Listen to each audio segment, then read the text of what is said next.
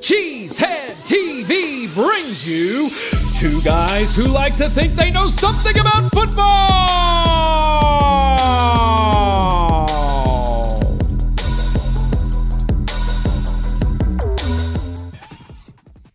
Good evening, everyone, and welcome back to Packer Transplants Live. I am Aaron Nagler, and joining me, as always, is my partner here at Cheesehead TV, Mr. Corey Behnke. I'm coming to you live from Cheesehead TV, New York. Corey joins us live across the street from Lambeau Field, and we are ready to talk some Packers. What do we have on tap today, Corey? Today, we try to focus on a lights-out performance by the defense while remaining level-headed about the offense. But right now, it's time for the good, the bad, and the ugly. We got the good, we got Jeff Hafley. We got the bad, we got Matt LaFleur. We got the ugly, we got Elgton Jenkins' injury. Not great, Corey. Not great. Not a fan Hold on. of the injury. I got something for the beginning of the show. All right, what you got? Yeah, that's what I'm talking about right I gotta there. have to carry the G because I'm really mad at the Packers, and I actually don't want to do this fucking podcast right now, but That's the way here it we started. are. Here we are, guys. Here we are. We made it. We did it. It's Wednesday. Your co-host for the evening doesn't want to talk, so it's going to be a good time. It's going to be like pulling teeth. I can't wait. I'm sure we'll find a topic or two that you may want to opine upon. But we'll see. We'll see. Before we get going, we do have to give a shout-out to our friends over at Nicolay Law. Support for Packer Transplants comes from Nicolay Law, a personal injury law firm serving folks across the Midwest. If you've been injured, you need more than just a quick payout from the insurance company. You need someone who will actually fight for what you deserve so you can focus on healing and moving forward. That's what Nicolay Law does. They help people get the best possible outcome. No upfront fees, no legal jargon, and no big egos. Just local attorneys who have your back when it matters most. To learn more, visit nicolaylaw.com or give them a call at 1-855-NICOLAY. How you doing, Behnke? I know you don't want to talk about Packers. Anything else you want to talk about? I mean, we can make this into a panel show. I want to talk about the Packers, but they make it hard. They make it real hard. Also, They do. You're not lying. Okay, I know everybody was depressed about Tucker Kraft. Okay, I know that happened, okay? Right. It did. It most certainly did, yeah. I'm way more depressed about Elgton Jenkins' injury. Yeah. Well, it's the end of a run, most likely. So this is an existential moment for the Packers offense, basically because of that injury. Everybody was like, oh, what are we going to do without Kraft? It's like the only other injury that would be worse is our quarterback. There's we can make it happen with anything. And honestly, Sean Ryan did not play terrible, but no, he didn't. He stepped in and played well. I agree. In what world are you bad at right guard but good at center? Who knows? Maybe the world we live in. We'll find out. He played well this summer as the number 2. Maybe that's what he In training camp. Yeah. And in preseason. Honestly, weirder things have happened to this team. They most certainly have. Especially in 2009 and 2010, some weird shit happened that you're like, how are we? How is this even a thing? The feeling that people had, I was a believer in 2010, but not off of any kind of facts or stats. They had literally 15 dudes on IR, and that was back when you couldn't come back when you were on IR. You were done. Yeah, and everything was against us. Yep. It's no doubt. It's crazy. And here's the thing: everybody's talking. All the NFL offenses are shite right now, except for as we said in the pre-show, the Detroit Lions. But the Detroit Lions were shite in Week 1 and Week 2. So as we always say, the only thing I'm hanging my hat on right now is it doesn't matter. Doesn't matter. Well, we should hope not after these last 2 games. And we have, to Micah's point, I watched Micah say this. Yes. We've stayed in these games. Say what you ever people bringing their own opinions about other teams and how good or bad they are. I don't know because I don't care about any other teams. So Correct. I'm always just because they have a bad record doesn't mean they're a bad team, especially in the NFL. But it doesn't matter. It matters when you get good. When you get good, bingo, yes. I've been so I'm preaching hanging this my for hat on that. like a That's all I month got, now. though. That's all I got, though. And that's all you need. I mean, look, Corey, in 2023, you're talking about 2010, 2023 with Jordan Love as a first-year starting quarterback, they were 3-6 at this very moment after a loss in Pittsburgh in Week 10. You know, and they go on a run and they get to the divisional round, and I get it. You don't hang a banner for the divisional round. But the point is, we have no idea how these next 8 games are going to play out just for the Green Bay Packers, let alone all the other teams that they're vying position for, you know, in the NFC, who's going to rise, who's going to fall. Yeah, we probably know most of the teams that are going to be probably pretty good down the stretch, but we have no idea how things will actually play out. And that's the fun. Like, why do you do this if you're resigned to, oh, it's over. The Packers suck. They've lost 2 games. Their offense has been garbage. I'm done. You got 8 more games. Oh, no, I'm not done. No, I'm not done. No, I know you're not. I'm just saying I just there are knocked plenty over of folks out there. Oops. We're back to it sounding like a morning at a frat house at your place. I like it. Here's the thing. I'm not done. No, I know you're I'm just what happens, I'm never done on the Packers. The Packers could be – here's the thing. If my expectations had been set right, the Packers can be 0-10. I'm still here, and I'm actually loving talking about them because I'm like, okay. But the problem with these fucking Packers is they just teased us in Week 1 and Week 2 to show us who they really were. Mm-hmm. Or could potentially be. But that's why you try not to get too high, you know, or too low. Because as great as we felt after Week 2, this is, you know, a lot of Packers fans feel the kind of same in the reverse, i.e. bad, after these last 2 weeks. But those first 2 weeks weren't who they're ultimately going to become. These last 2 weeks aren't ultimately who they're going to become. We have to watch it play out. The crazy thing about that game, though, the crazy thing about that game is, like, we played the best team in the NFC. Yep. And okay, because I don't agree the Lions are the best team. That was the best team in the NFC. Well, so what's fun is they face off this Sunday, so we'll get to see. And had we had a fucking kicker one time, here we go. Yeah, I hear you, man. I hear you. I'm done. No, seriously, like every fucking game this season. Every game this season. I know. I'm done with kicker talk. I'm going to be honest with you. I know there's all this social talk about us being biased towards whatever the hell, and we have Brian on the show. And if this means Brian never comes on our show, fine. Okay, fine. Right. Got it. I am losing so much respect for Brian G right now based on this kicker situation. And I know that it isn't his decision to put whoever in. And I know there's people that are like, you know, I don't know, there's some stupid shit on the internet I'm not even going to talk about. But what is happening? Why? I don't understand. No one understands. Like, make it make sense. Make it make sense. It makes no sense. I'm done trying to make it make sense. You're right where I was like 3 weeks ago. Like, I'm done. I'm over.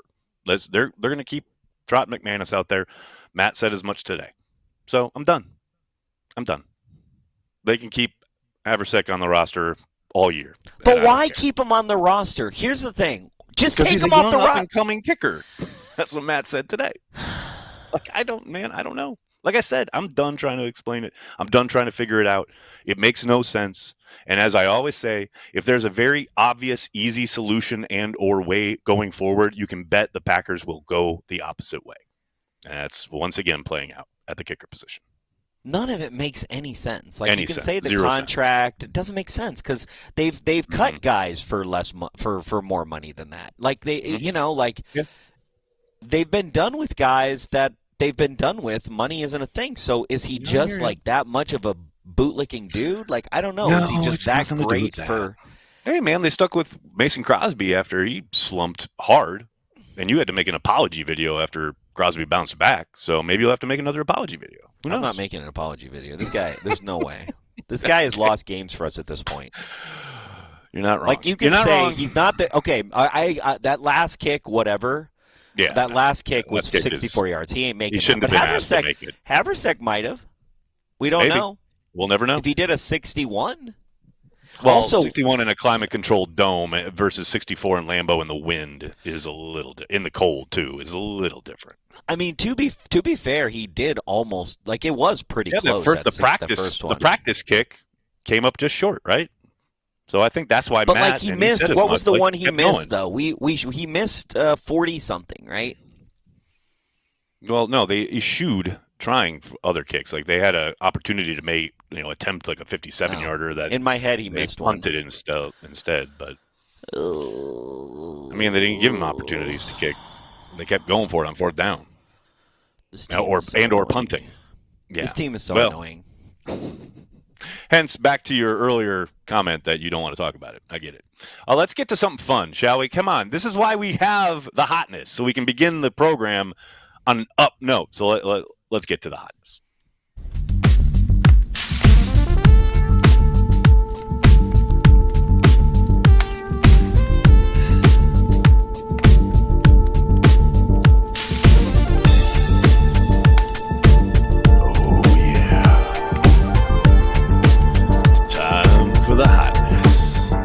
Now, obviously, coming off of that game, there can only be hotness akin or related to the defensive side of the ball. And since we're not really showing highlights anymore or any video of anything game-related, I did want to show this because this made me. I love this when I saw it live. And when I was watching the replay of the broadcast, I once again laughed out loud because here's immediately after the Packers have gotten off the field yet again on a third down, done their job.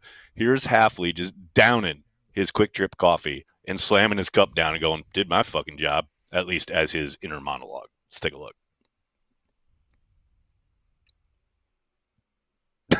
I just love that. He's like, bam, did my fucking job. Boom, done. Now offense, can you fucking do anything? What kind of man drinks coffee at 9:30 at night? Dog. At that stadium, I've done that. They're going to be there all night. Come on now.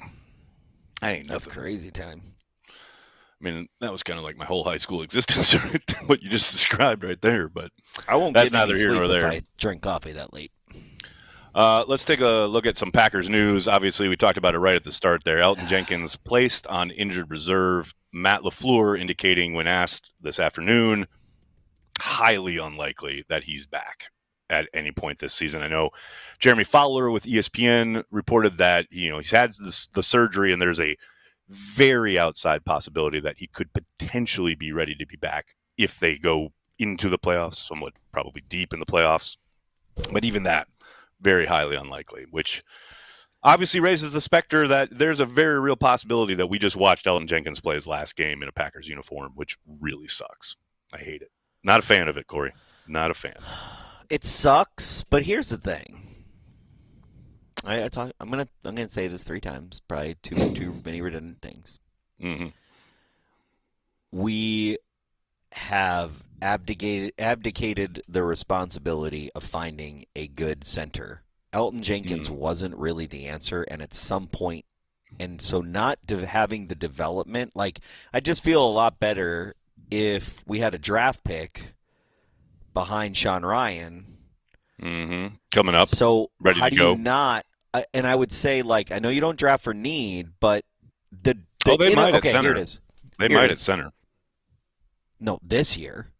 Yeah, this next offseason. Yeah. Yeah, well, it's too late. It was need. This is what I'm saying. Like, I think that it could be that the inability. It could be. I hope this is not true, right? But everything Sean Ryan showed me at right guard just gives me no confidence, and I'm being ER number 1 this week. I'm taking the mantle from Heath Sutter. Okay, so all right. Where my brain is going and why I can't let this go is that the inability to have a cohesive youth development backup plan at center could be the undoing of this season for the Green Bay Packers. Potentially. Although, isn't Sean Ryan exactly what you're talking about? I mean, it's his 4th year of being in the league, and he is your backup center. That's a job he won.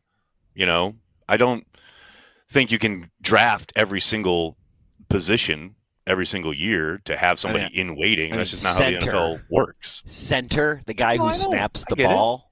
Yeah, I feel you. Like, I'm just saying, but Sean Ryan is that guy. He's your backup and a young player. Give him a chance. He doesn't feel he doesn't feel like a young player to me. He feels like I know because he's been around for 4 years. He just feels like he failed at right guard, and I feel like of all the positions on the offensive line, right, that feels that's the left easiest. And right guard feel like the easiest. Well, don't let TJ Lang hear you talking like that. They're certainly easier than center and left tackle.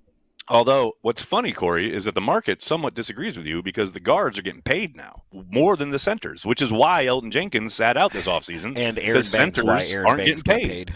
Yeah. I mean, Banks got paid. Yeah, we overpaid. Yeah, they did. We'll talk about that later. But, yeah, you're not – I get the concern. But who knows? Maybe Sean Ryan goes on a magical run these next 8 games, and all of a sudden he's your center of the future. I will apologize. I'm not saying it's Ryan. I'm not saying it's likely. I will apologize. Here's the thing. I will apologize to Sean Ryan personally and contribute to his charity of choice. All right. If we get to the playoffs with Sean Ryan. With Sean Ryan at center? I love it. I mean, we're going to – I don't know. Clip it, Tyler. But we have no we have no backup plan, though. What are we going to do now? Who's our backup center now? Jacob Monk, come on down. Lord. Okay, let's not worry about what might happen if, all right? Because, something's going to happen, but it might not be that. It might be something else, blah, blah, blah. So you always got to have contingencies. That's the NFL, baby. One more snap, and all of a sudden, everything can change. So, right now, can Aaron Banks play center? No. Damn. Good thing we paid so much for him. We'll get to that. We're going to get there. Let's keep going on the news here. Romeo Doubs is good to go, even though he left the game on Monday night with a chest issue. Matt LaFleur indicated he is good to go. So that's good because I didn't love the idea of possibly going into another game shorthanded, completely shorthanded at wide receiver. In addition, it sounds like there's a chance Golden may return to practice tomorrow. They did not practice today. They only had a walkthrough. So hopefully they'll have Golden back in some capacity, which will be nice. Elsewhere along the roster in Packers news, we have Christian Welch being signed to the active roster. He had been elevated, I believe, only 2 times, so they had another elevation available, I believe. But apparently just signing him to the roster and getting it over with. Really, I thought he played well on teams when he's been given opportunities. Clearly, that's why he's there. And also, I don't think he's like break glass in case of emergency. He's fine on, if he has to play defense. So understandable signing. Of course, the headline today, Corey, is that Jameis Winston is starting versus the Packers, the new starting quarterback for the New York Football Giants. This means, of course, that the Packers will either give up 4 touchdown passes or intercept Jameis 4 times. We'll see. Yeah, I mean, at least they don't have Tommy DeVito anymore, because if I was the Giants, I would play that guy. I would play your shittiest quarterback. Vibes. I would play your shittiest quarterback against the Packers at this point, because we play to whoever you are. Yep, if you suck, we're going to suck. If you want to play tight 10-0, we'll play it. We got it. 10-10. You want 10-10? You want 40-40? We got that. We'll do that too. Whatever you want. Whatever you're looking for, we'll follow. We'll just react to whatever you got. Whatever you want. We don't dictate shit. We just follow. More on that later. Finally, Packers wearing green on the road on Sunday. Packers tweeting it out. I assume that means the Giants are wearing some kind of throwback or alternate. I haven't seen confirmation of that yet, but I assume that's the case. Giants will be in some kind of white unis, most likely, or maybe red or something. But Packers wearing green on the road. So if you're going to the game, adjust your wardrobe accordingly. All right, let's talk about the offense, shall we? Lot of thoughts out there, Corey. Lot of chatter about Jordan Love after this game. And I'm not going to sugarcoat it. It was rough at times. And for the first time all season, you really saw him dropping his eyes and looking at the rush. And it's tough because there are opportunities downfield when you look at the tape. And I think, hell, when you were watching it live, you could see moments where guys are breaking open and he misses it because he's looking at the rush. But I'm here to say, I don't blame him. Talking about the offensive line, you never know. Sean Ryan at center. You literally here's Jordan Love's perspective. A lot of this happened in the first half before Sean Ryan was at center. But I hear you. I hear you. He was it dropped. did. I mean, it's there on tape, man. It's like he's just skittish in the pocket this past week because the Eagles pressured him more than I think any other team, save maybe one out of all the games they played so far. So if you don't know down in and down out, if you're going to have a guy in your lap, yeah, you're going to drop your eyes. And that's what Love did on occasion. And he missed some plays because of it. And I don't doubt for a second they're going to go over the tape. They're going to look at that because there were other points in the game where it's clear they said on the sideline or something like, okay, just get to the top of your drop and let it rip. And when he did that, he threw a strike to Watson over the middle or threw a great ball to Wicks on the sideline. Like he just got in a trap of I don't know who's going to be able to hold up front, and it seemed to get to him for the first time all year. And I don't doubt they will look at it and correct it. But that was hard to watch at times, no doubt. I liked it better when our offensive line was awesome and our defense sucked. I'm just going to be honest about it. You know what I mean? Like everybody got so mad at bend and break or bend and don't break, and are you everybody's like, Joe Barry? I don't like this soft zone bullshit. And it's like, you know what? I liked it better when we spent all the monies on the offensive line and we protected our quarterback. Because right now. From the time David Bakhtiari did not play in a playoff game to right now, our offensive line has been weak as shit and has not been. Well, it's been inconsistent. I wouldn't say it's weak as shit. They were productive last year. They were good last year for the most part. But I get you, man. You're not wrong in the sense that, it's been inconsistent. We haven't solved any kind of offensive line, and I know I keep harping on the center. It starts with that, but it's other things, right? It's like overpaying for Aaron Banks and thinking you got a guy, and the guy doesn't even show up. That's hard. Yeah. And then just the rotation and being like, what the hell are we doing? And constantly having guys rotating. Yeah, that's interesting. Well, and they've been successful in quotes at it in spurts. But certainly this year, it's been, I think, contributing to some of the inconsistency. For sure. Another component of the offense that the more I watch the game from Monday night and really the last 2 weeks, they got to start rethinking early downs and how they want to approach just playing offense, right? And I know Matt is going to continue to do what he wants to do, right? But I really think his adherence to, and hell, listening to him today at the podium, man, it doesn't sound like anything's going to change in this regard. But, man, they keep slamming their head against a wall in the run game, and they keep committing to the run game, over-committing, I would say. I'm fine. You got to run the ball. I get it. Whatever. However you want to run the ball. I don't even care if under center, in the shotgun, whatever you're doing, right? I get they're going to try and run the ball. But, man, this team continuously puts Jordan Love in situations where the defense, in large part, knows when they're going to throw it because they also know that you're going to run it on early downs. Yep. Bill Walsh said the best down to throw the football on is first down. And I think if Jordan Love were allowed to throw on first or even second down with more regularity, you would see him get into a rhythm, especially if it happens earlier in these games. They ran the ball 1 billion times on Monday night. Jordan Love gets to the 2-minute warning of the first half. I think he'd thrown 5 passes. And then people wonder, the dropping of the eyes, not being in rhythm, guys dropping balls even.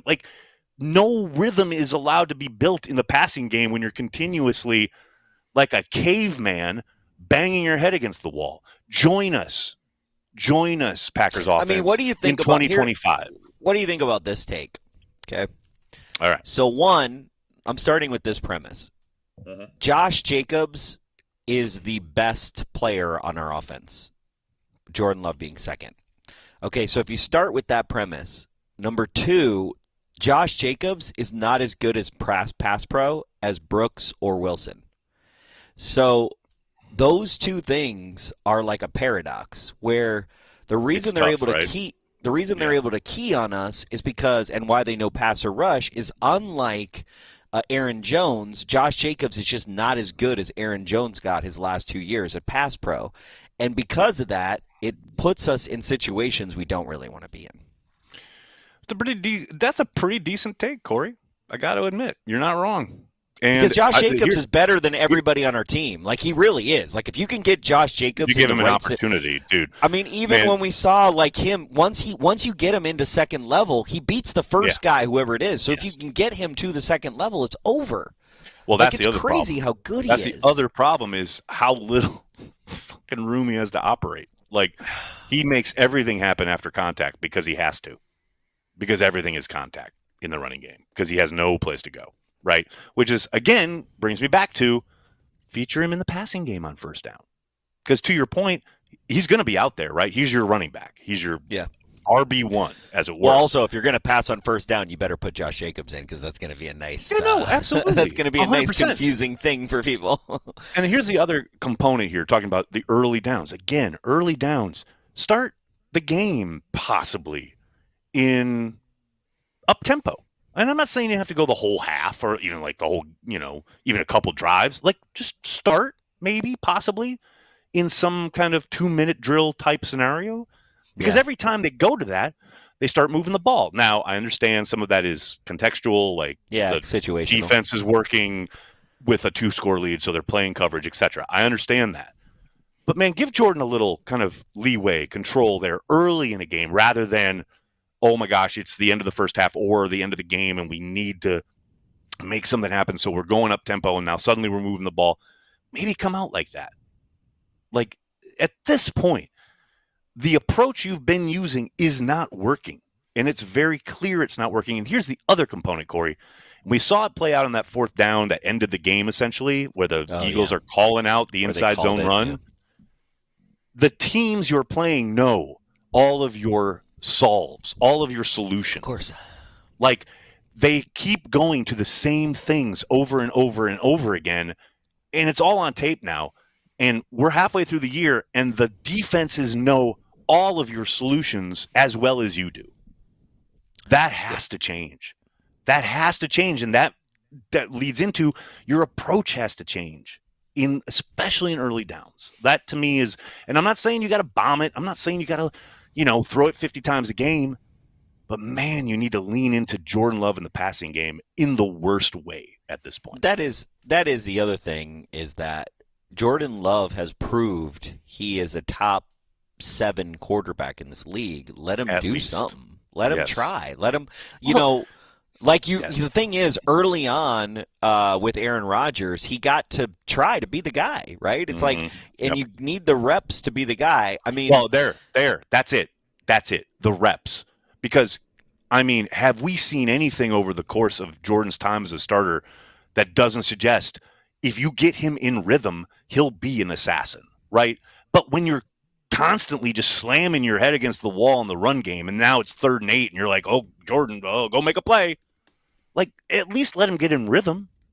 Yeah. Early in these games. I do think the under center shotgun thing is kind of bullshit because we actually run better out of shotgun as far as the data is concerned. Slightly. I don't know about Monday night. Yes. I don't know what changed Monday night, but before Monday night, that was the case. It was like a slight. So that's kind of like a wash, right? But much, I don't watch the tape enough to know how much we're doing the same shit. I believed in the illusion of complexity, but clearly that has been broken this season. Some of that is gone because they don't have the personnel that they want, right? One of the funny thing is, like, we heard a lot about Bo Melton and how much he was playing over other guys and how many snaps he got, etc. But it was clear early in the game, at least, they were trying to utilize him somewhat in the motion role, right? Some of the Tyler Ervin, Jaden Reed stuff that we've seen throughout the years from Matt's offense, they sent him in motion. They used him in orbit a few times. It was like, that was the idea, use his speed, etc. But, man, it didn't seem to really stick, or they didn't stick with it in any kind of meaningful way. But, yeah, the illusion of complexity is interesting there, because what they were so good at in 2023 when Jordan was kind of finding that groove at the later part of the year, you mentioned it, Corey, there was 2 components there, right? All those plays look the same because they were running zone and or play action off of zone. Well, they suck at zone now. They can't run zone to save their life. Every time they try, someone fucks up, right, up front. And the other component, to your point, was Aaron Jones was so good in pass pro. So they didn't have to take him off the field. And all these plays looked the same initially. You know, they don't have that option now. I will say this, though. When they go to 2 minutes, they got to have Chris Brooks on the field. Like, I am done watching Josh Jacobs and Emmanuel Wilson just blow it in pass pro, because that's what's happening. Also, I just want to point out that last week on this very show, I said that the Packers, because of Tucker Kraft being out, would play more 11 personnel. Mm-hmm. And they most certainly did. They went wholly the Packers, 11, man. For the first time, so the most I just want to give a shout out, because my favorite new thing right now, because it makes me feel smart, is Dusty Evely. Contributor on Cheesehead TV, Acme Packing Company, all the things. Great guy. He's had an old fashioned at my house. Great dude. I guess that means I can't trust his data because he's been to my house and he's been to your home, Corey. He's had a drink at your biased. house. I'm biased towards Dusty Evely. Dusty math doesn't work. I can't use your math anymore because you've been in my house. So you've had a drink at Corey's house. According to Dusty Evely's Packers data suite, I think it's Evely. Evely, sorry, Evely, my bad. And I knew that. I should know better. I'm such a terrible person. Okay, so according to his Packers data suite, which I freaking love, it's amazing. It's amazing, isn't it? It's so shout good. out to that. We need to have like a link in the chat or something. I forgot to do that. So we were it on last week. We were 68% and 11 personnel, which was the highest. Monday. 82.08% 11 personnel. That's crazy. Now, here's what I would like to say something about that. That's crazy. I think that's a mistake.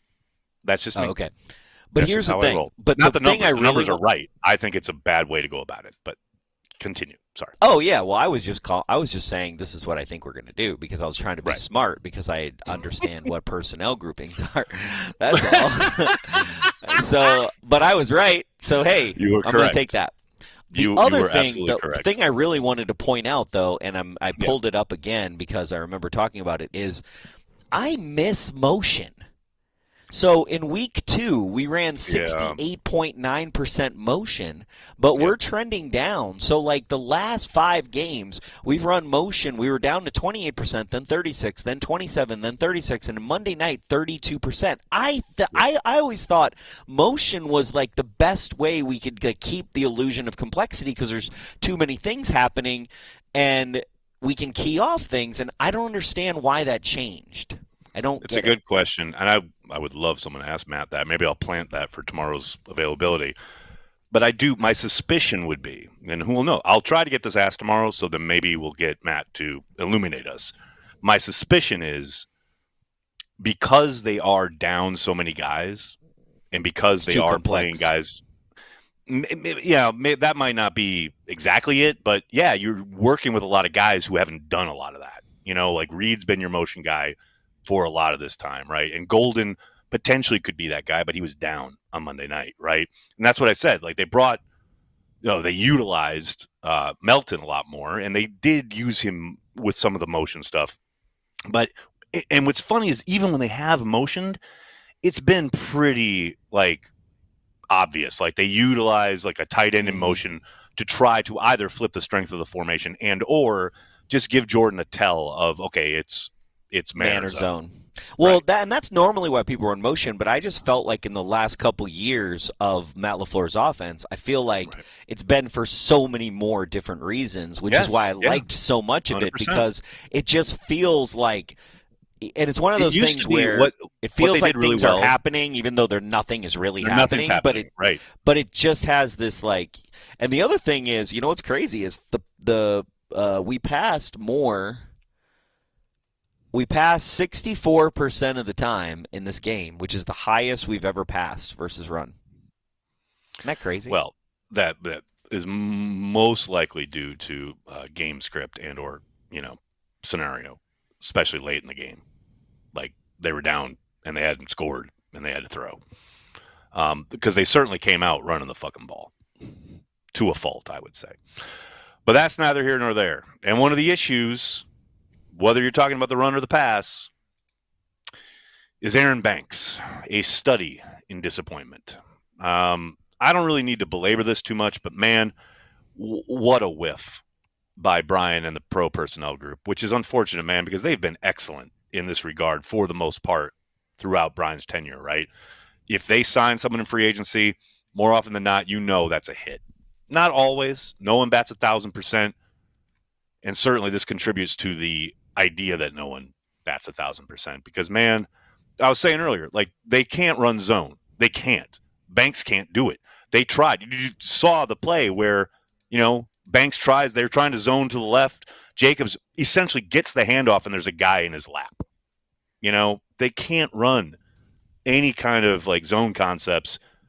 And that's why they have to lean into the power/trap stuff between the tackles, because that's what Banks is supposed to be good at. And I will say, like 2 weeks ago, he was playing a little better. But, man, he's coming off another rough performance on Monday night. And this idea that we were going to run the ball, we were going to maul people, Matt was going to commit to the run even more than he did last year, that is completely blown up in their face because it has hamstrung them. I don't understand how you. I'm I don't hoping understand Banks how you improves, miss that but much on a road grader. I don't get it. You know what I mean? He's We a big thought body, we were going to man. get He's Ross just a big fucking body. Verba, and we got Right. not Ross Verba. No. Yes, exactly. We got Kryptonite Ross Verba, whatever the Superman. Bizarro. Bizarro. Yeah, we got Bizarro Ross Verba. Ross Verba. Exactly. So weird. Yeah, it's super disappointing, and How it's do you really, miss like on I a said, free agent like that? Like, I just don't get it. It's a free agent. It never made a lot of sense, but I understood the idea as far as the play style, right? You want to be bigger, tougher, stronger up front.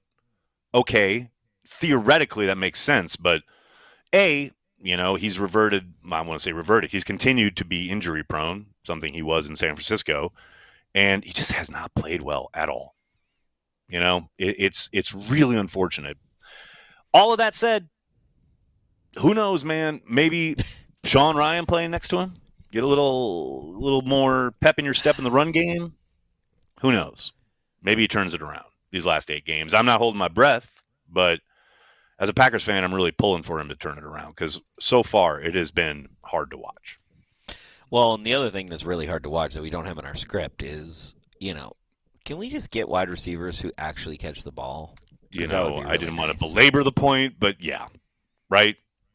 Like, I mean, how I would have my eyes down too if like I got nobody to reliably throw to on third and fourth down. Right. Like, for fuck's sake.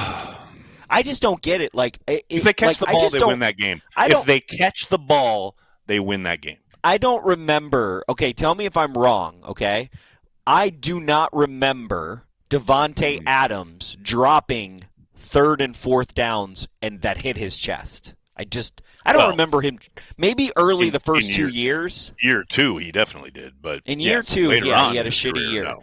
But if it hit, how does that happen? Like, but here's the thing, Corey. I don't need you to be Devontae Adams. I need you to be, say, fucking Robert Ferguson on a good day. Like, I don't need you to be a superstar. Just catch the ball. Catch the ball. They catch the ball, they win the game. You could say 3 out of the 4 drops were like, okay, they touched it, whatever. But that one that was like literally Melton having it hit him literally in the chest plate for a 4th down conversion. That's horrible. It's horrible. Like, no and wonder look, he made some nice plays afterwards, bro. Come on.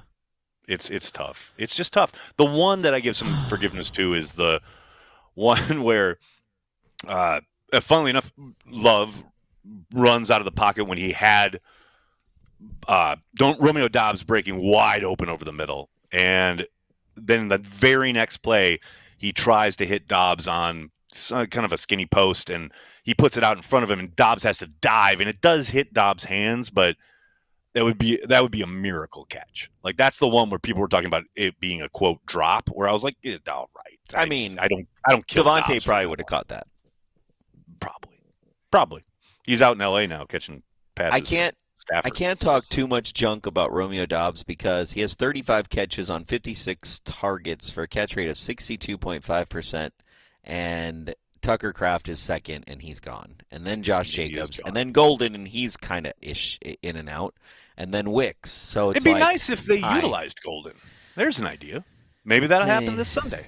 We'll see. I don't. With the injury, I'm not seeing that. Yeah, we'll see. I mean, I think they'll utilize him like they utilize Savion Williams, but that's about it. The Savion Williams thing is so weird, man. Like, they didn't utilize him on offense at all until they were desperate late in the game. But before that, they were running out, like, Malik Heath and Bo Melton. Like, Savion felt like he was being punished for that fumble against the Panthers. It's like, you drafted this kid in the 3rd round. You like his potential. He's got the athleticism. Like, utilize him in this game where you're not fucking scoring a single point until the 4th fucking quarter. Like, that felt bizarre, man. I didn't get that at all. At all. And that just kind of, goes with the theme of I don't understand a lot of I didn't get that. I still don't decisions. Understand that game. I don't want to watch any more of it. I started watching the first quarter, and then I was like, oh. Why am I watching this? Why? I'll tell you why you were watching it. I'll tell you why. Because the defense fucking balled out. And that gets forgotten because everyone's so frustrated about the offense. But, man, that was a championship-level defensive performance from the Green Bay Packers, and it was completely wasted. That's what sucks. You have a premier team come into Lambeau Field, and you completely shut them the fuck down. And you can't even be happy about it or excited about it because your offense shit the bed. That's the unbelievably frustrating part about that game. That's the thing. When they told me Micah Parsons had 6 pressures, I think, in that game, I was like, I totally missed that. It's like he tied his. He was excellent, dude. He was excellent in this game. He affected the play so many times. There were so many moments where they're trying to set something up downfield, or Hurts is back there trying to start to survey the field, and all of a sudden there's a dude getting pushed into his lap, and he has to escape out the pocket and throw it either like a check down or a quick throw, whatever. Man, no one really talks about that, but that was just excellent from Parsons. He did it repeatedly all night long. And that's just one dude. Like, everybody on defense played out of their fucking minds in this game.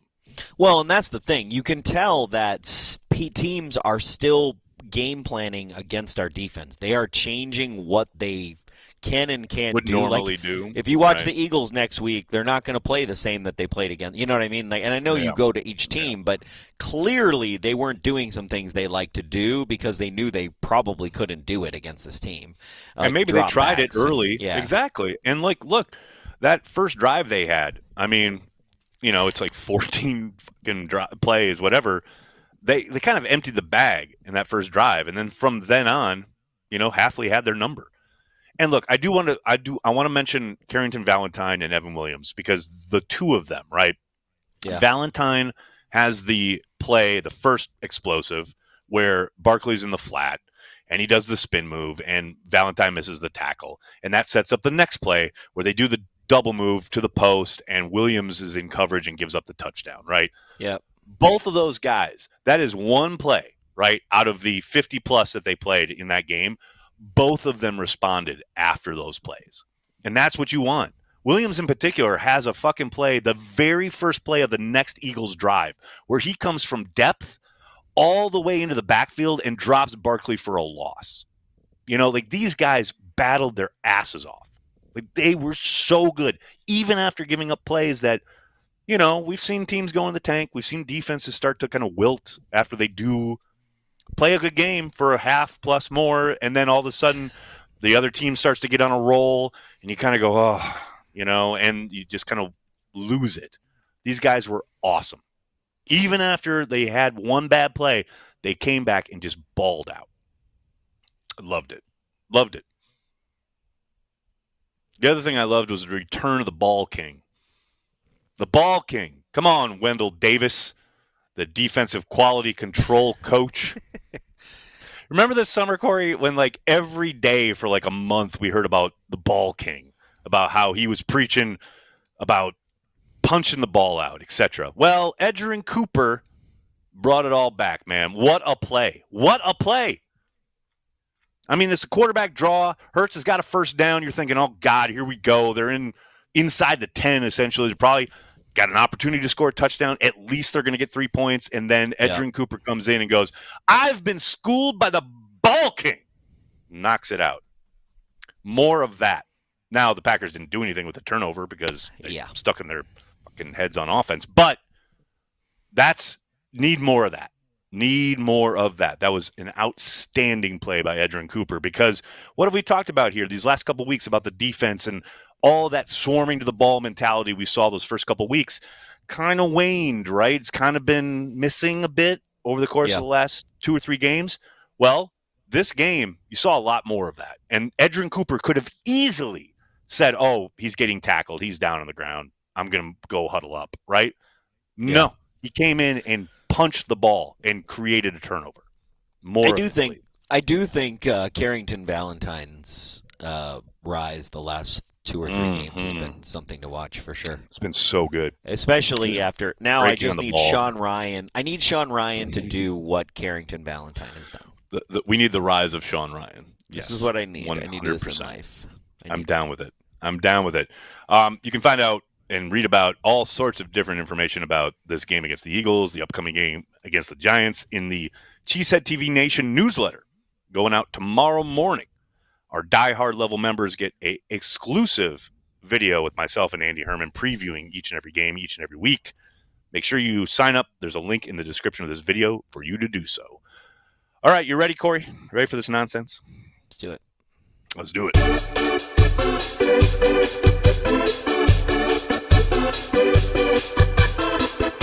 This week in the Packer blogosphere.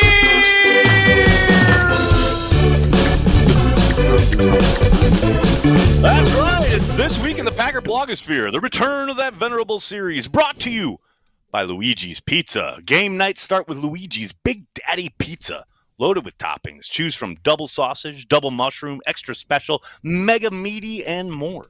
The kids want garlic bread? Try their Big Daddy garlic dippers. Sauce included for the little ones and a Big Daddy for the grown-ups. Our friends at Luigi's have the whole family covered. Find Luigi's in the freezer aisle of your local grocer. Taste the tradition. Luigi's. Oh, I need some pizza now. Damn. Every time I read that, I get so hungry. All right, let's get to it. We got a ton of shit in Blogosphere this week, starting with this video, which I'm sure most of our viewers, listeners, what have you, have seen. I had a ton of people send it to me.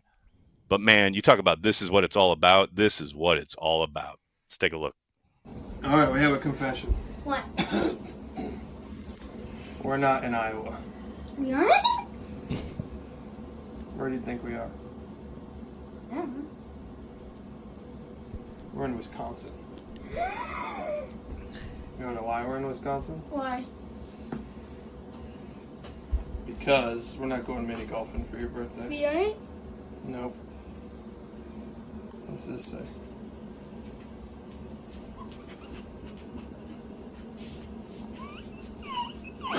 Thank you. We're going to Monday Night Football! Eagles at Packers! 1, 2, 3, 4. We even talked Emma into it. Gotcha. Are you excited or something? That's why we drove from California all the way to Wisconsin. Finally! We had this secret for 5 months. 5 months? We bought these tickets 5 months ago.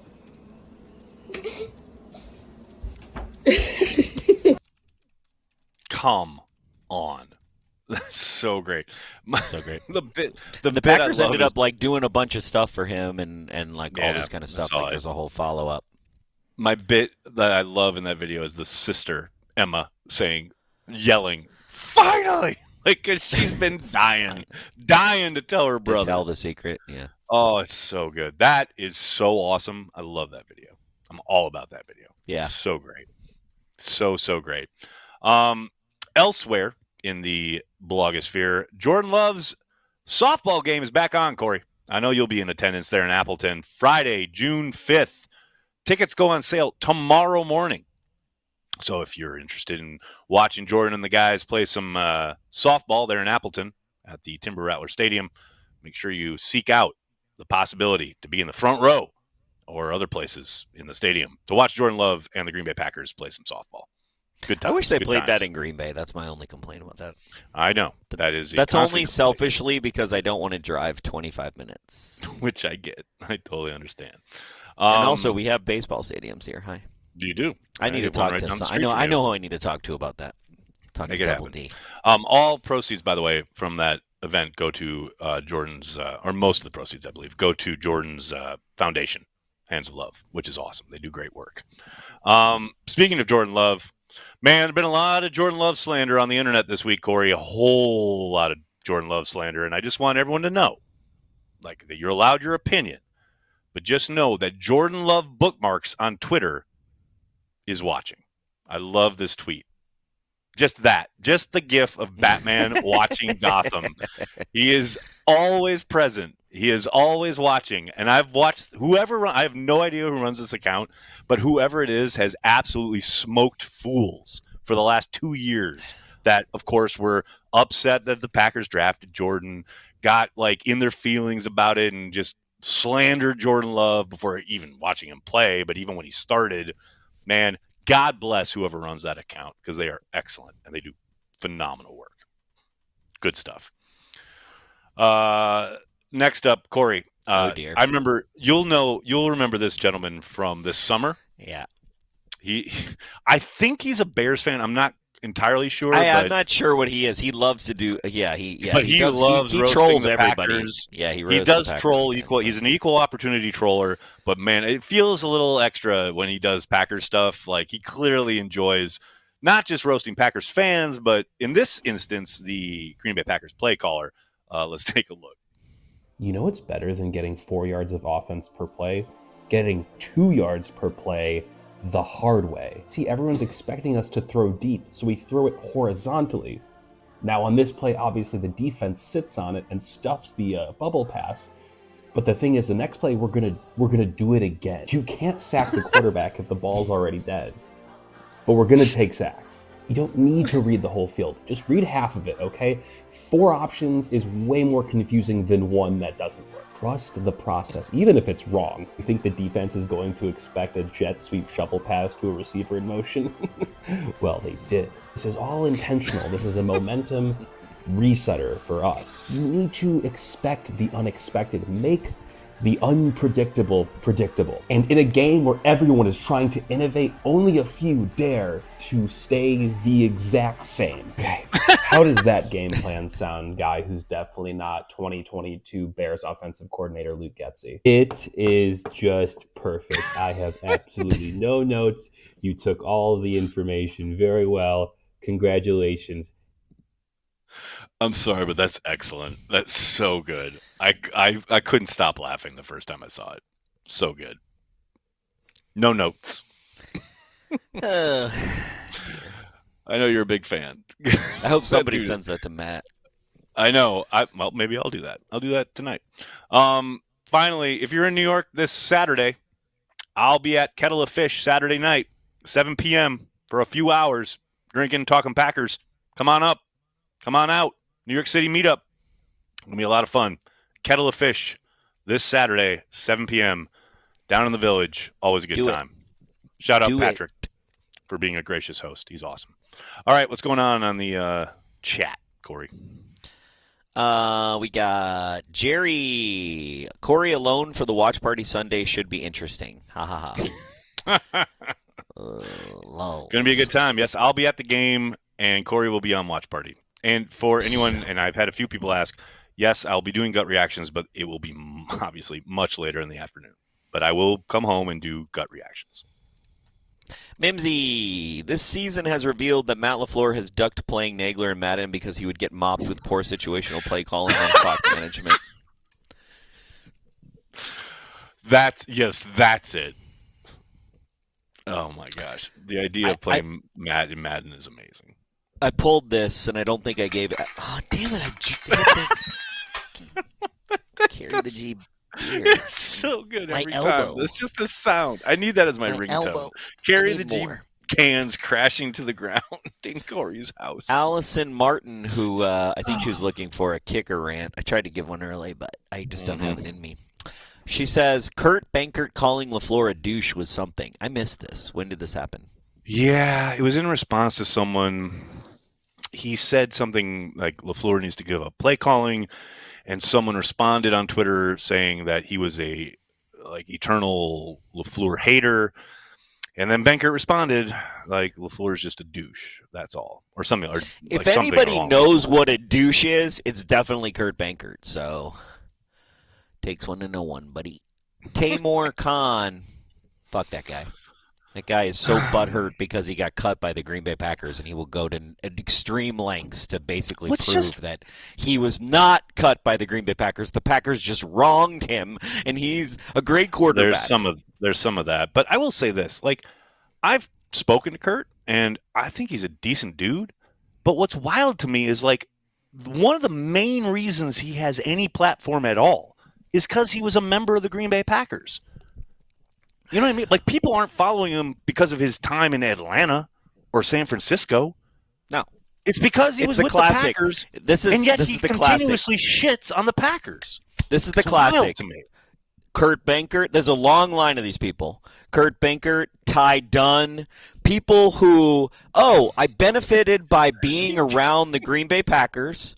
Right. And so, you know what? Instead of being respectful, I'm going to just shit on it. I'm going to take the fan base that I got because they're all freaking delusional and completely don't really understand what's going on. Kyle Cousineau, shout out. And then I'm going to fucking make them I'm going to basically make them seem like they're my friends, and then I'm going to shit on everybody that's in Green Bay. I've seen this happen again and again and again and again and again and again and again. I'm going to say this in Ty's defense. Like, Ty was early adopter and on board with Jordan Love, and was hard on the Packers for everything they were doing in the transition from Rodgers to Love, and was very much ahead of that curve. So he may have done whatever you're talking about, but at least he's clear-eyed. You know what I'm talking about. I'm not talking about Jordan Love. I'm talking about being part of the McGinn hate train and just thinking that's journalism, okay? That's trash. I also think that personally attacking people the day before their playoff game and then having to retract and pull the article and then trying to gaslight people like me to say they never wrote the article, that's what I'm fucking talking about, Nagler. I'm not talking about goddamn Jordan Love. I'm talking about, Bob McGinn is my hero, even though he just is a fucking terrible person and he shits on the fucking Packers and does stupid shit, and no one ever questions Bob McGinn, ever. If you question Bob McGinn, you are a terrible, you're a blogger. Until he becomes a blogger. Until he is a blogger. God damn it. It's interesting. It's like Tamor Khan, thanks for Super Chat. I feel like Justice Mosqueda was scaremongering folks. Was he spot on regarding the talent the next 4 years? What's so funny is I had the exact same thought. Justice, I love you. We just did a video together yesterday. And yes, he is scaremongering a little bit. Like, Justice, I love you, buddy. But you have framed this in the, oh my God, they could never draft anybody. They will not be able to sign anybody ever again for the next 3 years because of their salary cap situation. Stop. Really? Stop. You know the situation. You know the salary cap is real, but it is also malleable. But also, yes, you don't have a that. little bit. He is doom mongering just a tad. Just a tad. I didn't see what he said. He wrote some articles. I don't want to rant again. Joe Mailman, at least the Pack don't have to face Tommy DeVito. Thank you, Joe Mailman. That's what I said. Thank God. Adrian Wright, I wanted to reiterate my invitation to you and all Packer fans to our tailgate this Sunday. Lot M next to the New Jersey Racing Commission from 8 a.m. Plenty of State Street. Lot M, next to the New Jersey Racing Commission from 8 a.m. Plenty of State Street brats, cheese curds, spotted cow, and carry the G. Come on now. You had me at carry the G. There. What's a State Street point. brat? I haven't had State Street brats. State Street in Madison, dude. That shit is awesome. It's so good. So it's from Madison. That's why you haven't had it. So check it out. They're really good. It's better than Usinger's? I wouldn't say that. Let's slow It's down better a little than bit. Okay, I'm not going to ask the real question because then I'm really No. It's No. It's better It's than not Stangleville. Okay. No, of course not. Okay, let's be real. real. I'm just saying it's really good, and the fact that I did that in Lot M at MetLife, Yes. I am all in on that. Honestly, the fact that you can get anything from the state of Wisconsin, I don't want to hate on that at all in New York, so I'm not going to try to hate. But yes, sir. Does State Street Brats have a campfire wiener? I just want to put that out there. I have no idea. Somebody tell me, Can't because say if I'm they intimately don't, familiar with if they don't have a campfire wiener, then it just makes sense. It's a Madison Butcher. Just totally makes sense to me. Ryan Willie, as a realistic Packer fan, I believe the rest of the NFL has figured out Matt LaFleur. If they lose to the Giants Sunday, Matt LaFleur's seat should be scorching hot. What if they win, Ryan? You never talk about that. Here's the thing. I've been thinking about this a while. Yeah. Even if Matt LaFleur's seat was hot, I don't think, based on our current season and all the trajectories and all the things, I don't think we're actually going to I don't think we're going to make a move midseason. I'm doubling down on saying this. Of course not. But also, we're not going to do anything until like we don't. Yeah, we're just not. Until the off season. Yes, yeah. That's why you have to let it play out. The whole point. Mike Witt. I got flashbacks of Tommy Cutlets when I found out we were facing Jameis Sunday. Ugh. Yeah, except Tommy was probably more mobile than Jameis is at this point. So I'm not too worried. I think they'll have something for Jameis. Ed, yeah, just win. But if this game comes down to a field goal, I'm regrowing my hair just so I can pull it out. No, watch. This game's going to come down. Oh my God. If this game comes down to a 46-yard field goal and he fucking misses that shit, I'm done. I'm done. Not done with the Packers. I can't do watch party by myself if that happens. We're gonna get another classic kicker video. What are you talking about? Can't wait. I can't handle this. It's very hard for me to just do watch party, and I can't. If the Packers oh my God, I don't know what's gonna happen. Sean Gallagher. It is time. It is time. It is time. That's damn right, Sean. Well said. Don Vito 608. You see the huge email leak today? It said Jameis is starting Sunday. Did I miss anything else today? No. There were no other emails of import on the internet or in the news today at all. Nothing. Christopher. Is Sunday a must-win? Technically not. Is it a must-win for the morale of the team, especially the offensive line? Probably still a lot of ball game left, but OFF needs to play coach unafraid to make mistakes. Play coach on your terms. To answer the question, no, it's not a must-win. No. World War II was a must-win. True. Fernando Mia. Man, let Sean Ryan cook and earn his money. I like the way you think. Thank you, Fernando. Thank you. No, Fernando, seriously. Thank you for putting me in my place. I needed it. I needed to stop my Sean Ryan hate immediately. But You know what? I'm going to have it in the background ready to show its ugly face when I'm by myself. It's going to be on simmer. When I'm by myself and I have no one to take me off the freaking ledge. Dog, on I don't Sunday. Okay, look, you keep saying, by myself. Dog, every New Year's weekend I'm by myself. Like, I get it. It's tough, but I'm not I think you can do it. I believe in you. I'm not trying to make you feel bad. I'm just being honest. Yes, no, I'm not. Like, if that makes you feel bad, that's you. That's a you problem. Oh, okay. All right. I get it. I feel you. I'm realizing. Okay, here's the thing. I thought it's just setting in. Yeah. So I thought we'd have a win. I really thought we were going to kick the Eagles in the face. Right. So then we would be on a win. So then I could just be like, shut the fuck up, everybody talking shit about the Packers. But now the problem is, like, I'm talking shit about the Packers. So I have no one. So you're like marinating in the same shit the chat is. Right. Yeah, I am the troll. That's the problem. So good. True North Packers fan. Great. Now we need to start another list. People that Corey will apologize to if they do their jobs.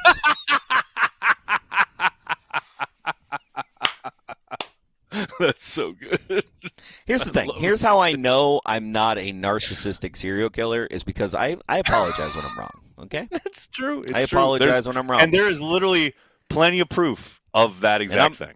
And I'm wrong a lot. And I'm not afraid to admit it. True. Fair. Elijah Robb. 1, fire Butkus. 2, move Steno back to O-line. 3, win. I like that. 1 and 2 are ridiculous. 3, I agree with. Mike Witt had an interesting conversation today at work today. In hindsight, if we don't lose to Seahawks in 2014 NFC Championship game, do we beat the Pats in Super Bowl? Yes or no? I said probably not. Of course we do. Nope. The Giants won because they were uniquely qualified to get after Brady with 4, with Michael Strahan and company. Oh, yeah, we definitely didn't. Packers weren't able to do that. Like, they were a really good team, obviously, but they were not that team. But the Pats won that game because they controlled the line of scrimmage with 4 guys. Packers couldn't do that. You mean the Giants? The Giants, sorry. Yes, correct. It's rare that I correct you, but I think we could have won, but I'm a fucking homer. So what do I mean, yeah, if like the ball bounces a certain way, you get a. I also think the thing about Aaron Rodgers in the Super Bowl. Yeah. Every time I've seen Aaron Rodgers in the Super Bowl, he surprised me. So there is that. Well, remember he was dealing with a bum calf. They were having to do everything out of the pistol because he couldn't move. We had a great team. It would have been a tough game. It was a great team, no doubt. You're right. Yeah, we didn't have the Giants were in a very unique we'd had to position to do that. What they did, yeah. Amy Gooding, aside from the O-line being terrible, do you think losing Tom Clements has also impacted Jordan's progress? It's funny that Amy, I totally understand the question, but it is funny how Sean Mannion, again, much like Adam Stenovich, not talked about after the Steelers game when he had 20 completions in a row and people are talking about him as a potential MVP candidate. But now that he's coming off a bad game, it's, maybe he misses Tom Clements. I don't want to dismiss your question. Like, I understand that kind of line drawing, but, Sean's seemingly done a pretty good job. And what I always talk about when it comes to assistants, we have no idea what they're emphasizing, what they're doing on the day-to-day, what they're, looking at in the practice, from day to day during the week, what they're talking about during the games on the sideline, looking at the pictures, etc. I mean, honestly, the only people who know are Jordan Love, Sean himself, and maybe Matt LaFleur, I always bristle at like, there's tough times, so we've got to find a culprit, And again, Amy, it makes perfect sense. I get what you're asking and what you're saying, but no one ever talks about it when things are going well. But they always look at it when things are rough or possibly going through a rough patch. That's it. James, I'm still ride or die. This team will bounce back. I like it. I like the way you're thinking. Hell yes, James. Well, especially against the Giants. If they don't bounce back against the Giants, we got bigger problems. We got bigger fish to fry. They just fired their coach. The Panthers, for God's sakes, Right, but they just fired their coach. I don't think Carolina's firing their coach, are they? Well, you get that bounce. You get that what do you call it? The interim head coach bounce. You never know. Never know. Jason, I don't care if we're a run first or pass first team. I just want to see some fucking urgency. Bingo. Thank you. Yes, I'm right there with you. Wisconsin Andy, I just paid an Etsy witch $20 to fix the Packers offense. Don't worry, fellas. We got this. Right. Amazing. An Etsy witch. Okay. Let's see if that works. Hey. I mean, if so, you're going to have to do that every week, apparently. Ryan Willie, sorry, Nagler, but I agree with Corey about Goody. Goody's talent evaluation hasn't been very good over the years. In my honest opinion, his seat should also be scorching. Okay. There's a lot to unpack. What? Right there. One, what has he... Okay, all I'm saying about Goody, just to be clear, okay, where I stand on this, I will agree... Is Goody great at picking first-round draft picks? No, but then I would always argue that no one is good at picking at 24 and later. And no beyond, one. Right? Literally no one. Year, literally no person is good at that, right? So you have to judge on the thing, right? Is he picking in the top 8? No, he's not. He's not even picking in the top 15. 2, I think he has made a mistake on kicker. I think he made a mistake with Aaron Banks. The mistake with the center... but at the same time, he's plugged a shitload of holes on this team. He's picked at 3, 4, and 5. I know people talk shit about 3, but 2, 4, and 5, and 6, and 7, amazingly when you compare it to his peers. And he's taken a long view on this team that no other general manager does in football and goes to how well we are. And we are the winningest team in the NFL. So on the merits and the data... Right now, I'm kind of annoyed with him because I feel like he didn't take center seriously, but no one in the NFL, apparently, besides like a couple people, take center seriously. Ryan, I can entertain complaints about Matt LaFleur's play calling or even Matt LaFleur as a coach, Goody's not a good judge of talent. Just log off, dude. Go step into the wind or feel the grass. I'm begging you. You're online way too much. But also, somebody tell me how this Haversick but McManus thing makes any sense. Somebody tell me. Somebody explain it to me, please. It doesn't. But Goody's not the only voice there. Let's get Jason Wallers on this show. Let's get somebody from 1265. That'll. What's fun? Yeah. Okay. You think Wallers would ever be on camera? No. I've asked him. But he's if you're a PR guy, you don't want to be the story. That's the whole point of being PR. You're not the story. What about Popkey? Maybe I'll text Popkey. Be like, hey, can you come on and talk about kicker? Because I'm really annoyed right now. Yeah, Popkey, who's on the fucking business side. He ain't going to talk about football. Come on. Hey, Aaron, can we talk about the kicker? Can you come on Transplants? Sure. What do you want to talk about? The kicker situation. Ghosts me for the rest of my life. Then you never hear from Runs him again. away from me when I see him in social settings. Oh, man. Behnke. Yeah, Behnke. It's so rich. It's so rich that the whole oh man, it's just so rich. Like what's funny is it's just funny. It's funny. But I don't understand it. Ed, I saw you in real time edit yourself and be like, no, don't go there. Oh, well, this is the problem. I can do it right now, but am I going to be able to do it Sunday? I don't know. Stay tuned. Let's find out. I'm very excited. Will I be able to control my feelings on Sunday? I don't know if I can. Ed, when you exhaust all possibility, remember this. You haven't. Thomas Edison changed it up. Matt LaFleur. Was that like... Did I read that wrong? I don't know. There was a lot going on. There was a lot of levels there. I was like, that felt like the Michael Scott quoting. I get what you're saying. When you exhaust all possibility, remember this. You haven't. It's a Thomas Edison quote. So then he's saying he's telling change it up, Matt LaFleur to change it up. There you go. Because he hasn't exhausted all possibility. I got it. I'm there. Correct. Yeah. Sean Gallagher, what happened to the illusions of complexity? Feels like we talked about that already. I mean, they've somewhat done some of it, but I think they're, trying to cobble together offense with a lot of disparate parts that they weren't working with back in, summer, back in April when they first started their, season and their program and putting the offense together. A lot of shit has changed. So I don't know, man. It's tough to watch. That's all I know. Mike Witt. I know Neg said to ignore the trolls, but I was very happy that Micah called out Cowherd for his ridiculous take. Sometimes you have to. Yeah, you do, but you got to remember the game is the game, and Cowherd wins by Micah responding. Yeah. Here, I'm of two minds. I agree with you because there's times when I'll quote tweet people and I'm like, I know I'm elevating them and I'm punching. Yep. It's like you're punching down and you're making them you're elevating them to punch them. But also, I think that there is some, especially with somebody like Micah who backed it up in that game, right? It's like, we lost, absolutely. but he backed it up. Mm-hmm. Yeah, no doubt. There's something where sometimes you have, and I realized this today, right? Which is why I responded to some trolls today. I do think that sometimes you get your tribe around you or people see that you're for something. Right. When you respond to nonsense like fucking Colin Idiot Cowherd. Mm-hmm. So I don't think, I hear you, but also Colin Cowherd, he's on national and he's not quite what's his name? Yeah. He's not like, what's the guy's Skip name? Bayless. Oh my God. That guy basically got deplatformed and he's still mad about it. You know what I mean? It's like he lost his ESPN show and he thinks he's as cool as Stephen A. Smith, so he just talks even worse than he did before and he thinks that's a thing. He's leaned into so it. I think elevating him makes no sense because it's like the dude's already on the way down. Colin Cowherd is at a national level where it's like, he's a Fox guy, he's got a platform. I think it's no doubt. I agree. I think there's something to both, and I didn't articulate my way very well, so that's pretty classic. That makes sense. I get what you're saying. I totally get it.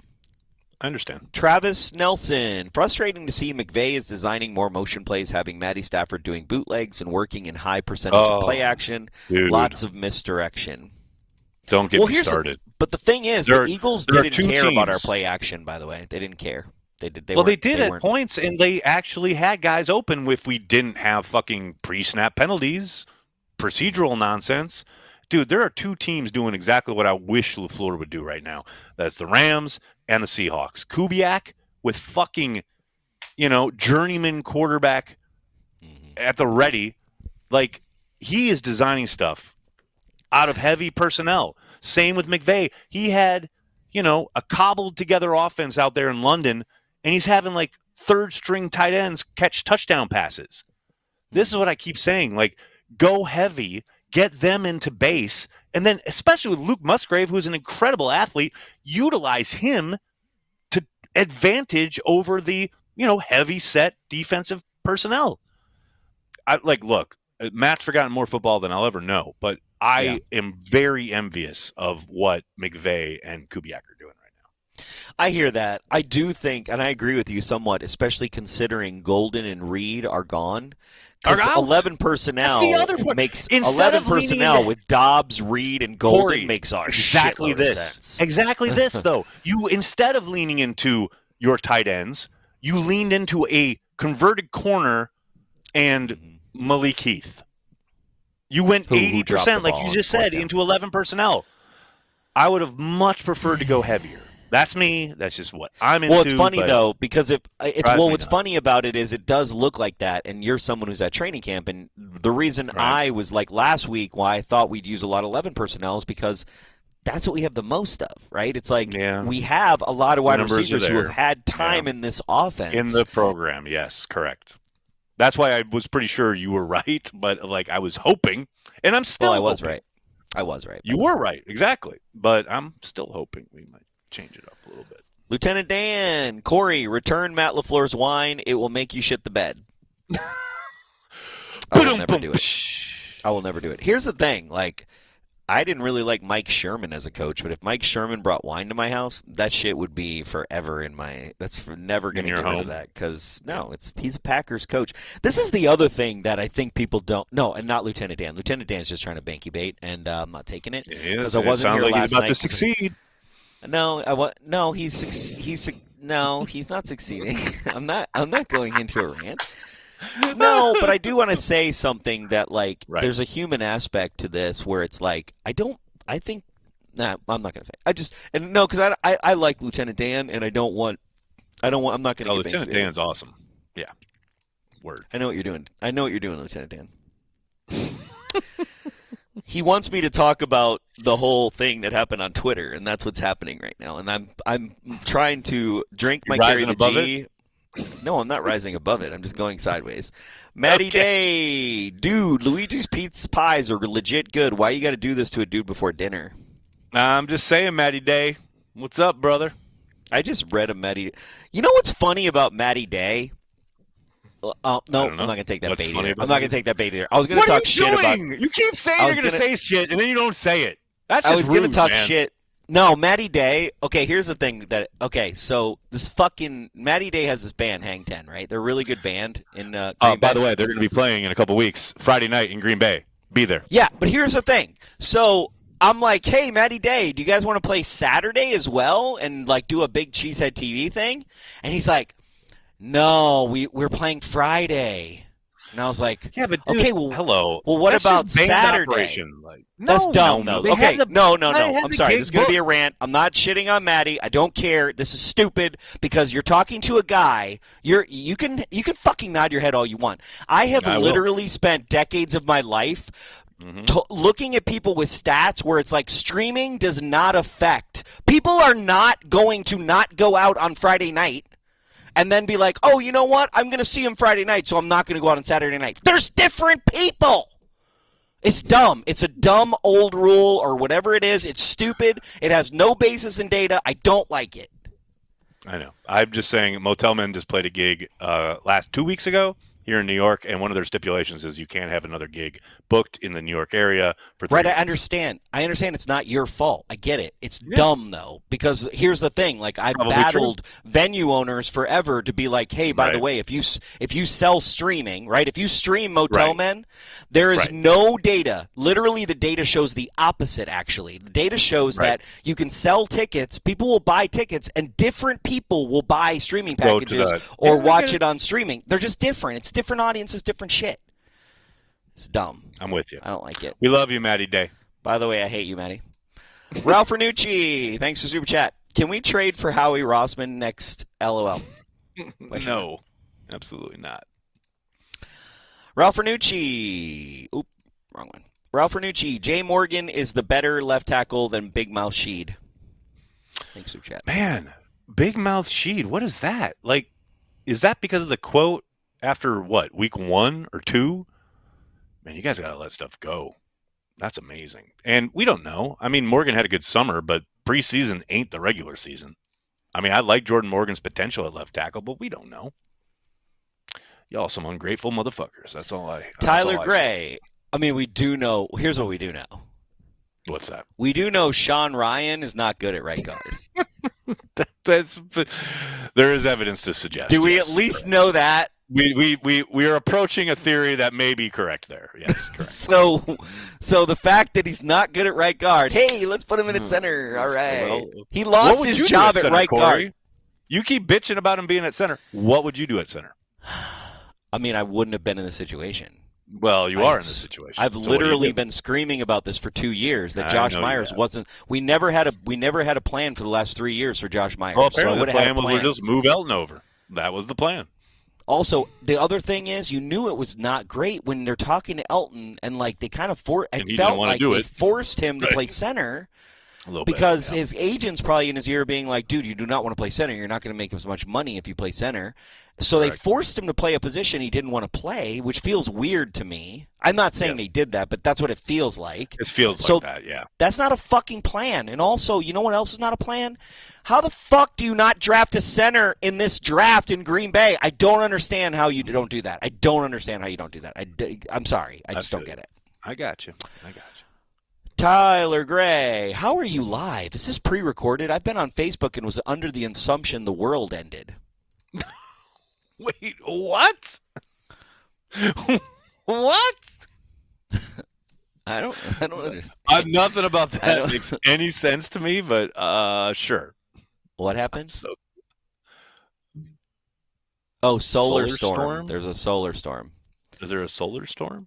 I don't know. Apparently, was that Nicholas? Wait, is Nicholas on the comms all of a sudden, I just hear like a random. I didn't know dude Nicholas was working this show. Solar storm. What is happening? Solar storm. That was great. Solar storm. That's what we heard in our What? I'm like, what? What? A solar storm was working the show. Where is Nicholas in the control room? I'm so confused. He's there's graphics. Della. He's okay, graphics. Very good. Oh, Nicholas. Mike Witt. He must be. Mike Witt, thanks for Super Chat. I'm still waiting for the Cheesehead TV softball game with Tyler, Behnke, and Nags. Maybe throw in Bukowski or Michaels, too. Could you imagine? Nobody wants that. Zero people. What they want is a flag football game there at Titletown on the football field. Nobody wants that either. No, yes, what I wanted, I'm surprised that some people haven't asked me. I should be the ref for the softball game because I would be better than half the refs they have, and I could lean into the Savannah Bananas thing, and I could do dances. Savannah Bananas vibe. I'm down with it. I like it. It would be fun. But you know what? Brian Lammy has my number, but I haven't gotten any. You don't hear from him. It's interesting. Ralph Fernucci, Butkus, the new Joe Barry, should be fired now. Man, people don't like Butkus. Stop. Like what? People, it's just about like firing people. I don't get it. Like you struggle a little bit and all of a sudden everyone needs to be fired. Man, we need to evolve. Come on. Elevate yourself. Amy Gooding, Corey Jinx McManus with that viral tweet. So what you're saying is me getting monetized on Twitter affected changed the course of kicker history in Green Bay. He missed a 40-something yarder in Lambeau in the gorgeous September air in week 1. That was way before that tweet. Like, no. McManus has been doing his own stuff. Like, he's got nothing to do with that tweet. He definitely regrets that tweet, though. Maybe. He thinks about it. Maybe it's in his head. You think about it. I don't know what he thinks about it. But I bet he's thought about it. I bet he's thought about it at least once since he tweeted it. Possibly. I bet somebody's brought it up to him. Yeah, I'll bet Chris Jackie has been like, "Did you catch a load of that Corey Behnke jackass?" That clown. That's probably. That's probably. Take a look at that clown. Oh, Corey maybe. Behnke. Maybe we should ask Chris Jackie to be with me on the broadcast so he can. That is unbelievably phenomenal suggestion. I like this idea. Let's go. Because then I can just rant on kickers and I'll forget how bad the Packers whole time. There you go. I'll just be like, Chris, what do you see right now as a kicker? Like, do you get scared when you're trying to kick something? It's like, what's funny yards? Was it last week I was on with Mason Crosby and I mentioned your apology video and he says he's never seen it. So we got to show it to him. I don't agree. He's lying. Soder getting way too crowded on the Eeyore train. I really need to win on Sunday because I like and need my leg room. Oh, don't worry, Soder. You're in first class. I'm way back in economy coach on the Eeyore train. Yeah. I'm Eeyore number 1 for 1 second, and then I'm gonna go back in the back and I'm gonna have the seat by the bathroom that smells. Right. Carl Van Beckham. The waft. Yeah. I feel like Matt's post-game pressers sound a bit like the record is on replay. It's concerning. I want him to succeed. P.S. I'm pulling for Ryan. I mean, man, I don't know what people want out of a post-game presser. I hear this comment a lot, and it's like, well, when they lose, you're going to hear certain things. When they win, you're going to hear other things. They're never going to go crazy. It's not like, everybody wants a Herm Edwards or a Denny Green moment. Like, they are who we thought they were, or you play to win the game, or whatever. But it's like, most of that is, as Mike McCarthy so eloquently put it back in the day, it's boring by design. Yeah. They're not going to throw guys under the bus. They're not going to try and open things up for criticism for any of their guys. That's why people get so frustrated. And Matt's like, it starts with me, because he wants people criticizing him and not his team. Yep. And by the way, that's good leadership, and that's a really good coach. That's it. That's all it is. I mean, I will never tell you that one of my employees made a mistake. Even if they made a bunch of mistakes, I'm never going to say it. Now, we might have a conversation in private about ways we can improve. Behind closed doors, where that conversation should happen. Exactly. Yeah, when people make mistakes, like, you just have to deal with it privately. Especially in a public setting where everyone sees it, it's like, it doesn't do any good to opine about it into a microphone at all. None. Well, and actually, also, yeah, and also the funny thing that it took me a long time to learn is, like, what is their incentive for doing anything different than what they're doing? There's no upside. There's zero upside. Zero upside. Correct. Because all they're going to do is you're going to be on TV for all the wrong reasons. You're going to generate more headlines and more heat than you've already going to get because you played poorly. That's it. Makes zero sense. Now there is nuance to it, back to the Micah Parsons thing, where it's like he played well and he is being a leader for the team to say, guys, we only lost by a few points. We were in the game the whole way until the fourth quarter, and we played well on defense, and also we were there. I'm glad you brought that up, because that was akin. He's not an offensive guy. He's not the quarterback, so it doesn't get the headlines. But those quotes from him post-game were almost Rodgers-esque as far as RELAX, right? It's like, we're going to win a bunch of games. Like, fucking relax, people. That's what that was akin to, right? Yep. But it doesn't get the headlines. Well, and that's why I bring up him calling out Cowherd. He's not really elevating Cowherd because they're at the same level, because Cowherd's national. But it's more about being like, it's bringing your troops together, right? If you can bring your troops with you, that is one thing to call out somebody. But if you're, it's nuance. It actually is more nuance than we think. Shaheem McCoy Minnick, Pack fan in Philly, was yelling at my TV to get 9 the fucking ball. IDKY, what is that? He was off the field on big third down since he's been back. He's done nothing but make plays. Stop limiting his route tree and give him more targets. That's a frustrating part of it, right? Is that we've seen him make plays, and he certainly seems back, healthy, whatever. But it certainly feels like they're still limiting his reps. And maybe that's a medical thing. I assume it is. He is coming back from a really significant injury. But yeah, the fact that he's not on the field for that 4th and 9 is fucking amazing. Like, it's malpractice, essentially. But who knows? Maybe he's dealing with something there. I don't know. But yes, I think it was it Ross Uglum, who was like, they just got to run the passing game through Watson. I'm not saying that they have to do that particularly, but they certainly need to involve him more. 4 targets in a game where you don't score a fucking point until late in the fourth quarter is egregious. Like, draw some fucking plays up for Christian Watson. Steve Anthony, Tigger Steve-O will be at Gannon's Pub on Lincoln Avenue in Chicago watching the game Sunday. We made it a Packers bar. If you're in Chi-Town, join us. There you go. I like Tigger as opposed to Eeyore. That's well played, Steve-O. That's good stuff. I like it. Carl Van Beckham, cut the dumb mistakes from the last 9 games in half, and we're 9-0. Look forward to the return of Van Ness and Reed. More snaps for Sorrell and Hopper. Sorrell, definitely. Sorrell had a really good game. He only played like 9 snaps, but they were all excellent. Like, I really like this kid, and I do hope he gets a few more opportunities. And look, I think Enigbari has been pretty damn good in Van Ness's stead in the rotation, but Sorrell needs to be on the field at some point a little bit more. I agree. Aaron Gonzalez, keep the faith. I still believe in Matt LaFleur. Go, Pack, go. There you go, Aaron Gonzalez. What is this positivity? What is happening here? Braden Loya, let's go take care of business in New York after Sunday. The revenge tour starts now. 0-6 in the division last year. Time to go 6-0. 5 more dubs. Sir, they were 1-5. Thank you very much. Oh, yeah. He actually did another chat. Let's take care of business after Sunday. The revenge tour starts now. 1-5 in the division last year. Time to go 6-9. 5 more W's. Very good. And then Braden Loya, one more super chat. Thank you. Corey actually has Tucker Kraft on the shelf. Okay. This is not Tucker Kraft. Okay. Nope. First, This was Greg Jennings for a long time. Basically. And technically it's Max McGee, let's be real. Let's be real. The best player who wore 85 was Max McGee, even over Greg Jennings, if we're just being real about this for a second. Now it's a little ton, though. It is a little ton. That's the thing. In the latest iteration, I mean, technically his name is Lil Ton. He never elevated to Tucker Kraft. So, and also, like, honestly, there's a really good chance that he's like that meme. I'm in danger. Packerman, you're all I have. So Sunday's gonna be rough. The puppet Sunday might have to happen. That's what we got. Thanks everybody for the super chat. Appreciate all the support. And really appreciate it. Man, the super chats alone made our show almost another hour. So thank you guys. Absolutely for the support. Absolutely love it.